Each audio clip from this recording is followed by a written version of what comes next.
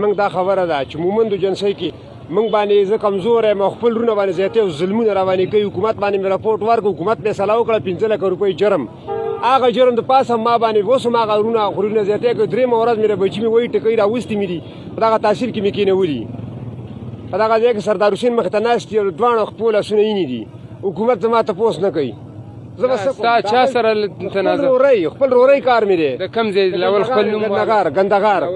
ګندهګار یم. مکمل شاه مې نوم دی، محمد مې ورور دی، شپږوي زامن دي او راځي برناغ مې وایي او ټکوي. حکومت زما تپوس نه کوي.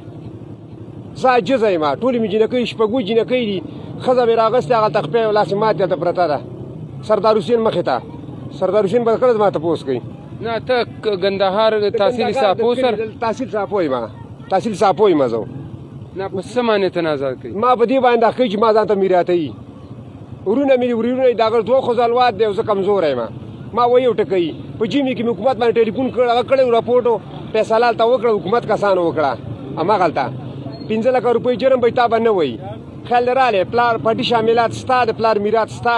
د پلار میراث 2-3 لکه روپۍ وي، هغه زورور دي زما له واخېستې او زما هېڅ دغه تپوس حکومت نه کوي.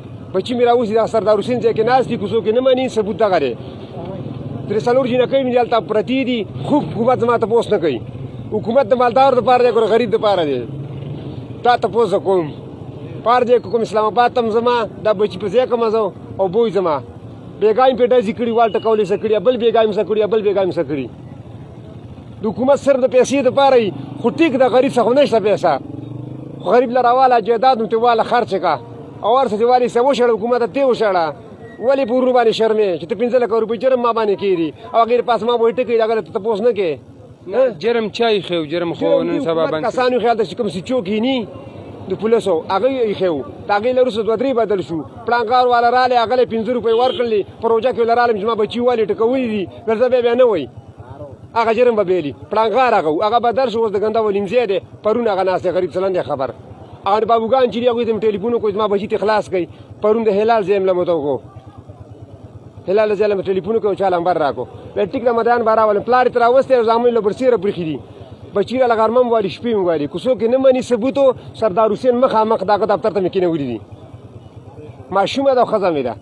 د حکومت غفلت چې کوم دی نو هغه تاسو ته د مشر په خپله بیان کو چې بار بار زما فیصله شوې ده، بار بار ما سره وعدې شوي دي، زما نونه دي، زما بل څوک نشته دی. زه رالم حکومت ته، حکومت د خلکو مور او پلار دی، خو نه پوهېږو چې دا حکومت د چا دی. آیا د مالدارو خلکو دی که صرف د غریب سړي دپاره دی؟ نو کومه واقعه چې د بیان کړله حکومتي واکمندو له دلته پکار دي، کم ډیپټي کمشنر چې دی، کم کمانډنټ چې دی، کم ډي پي او چې ناست دی، نو دلته صرف د پیسو دپاره دی نه پکار ده چې د داسې غریبو خلکو دا درسي وکړي.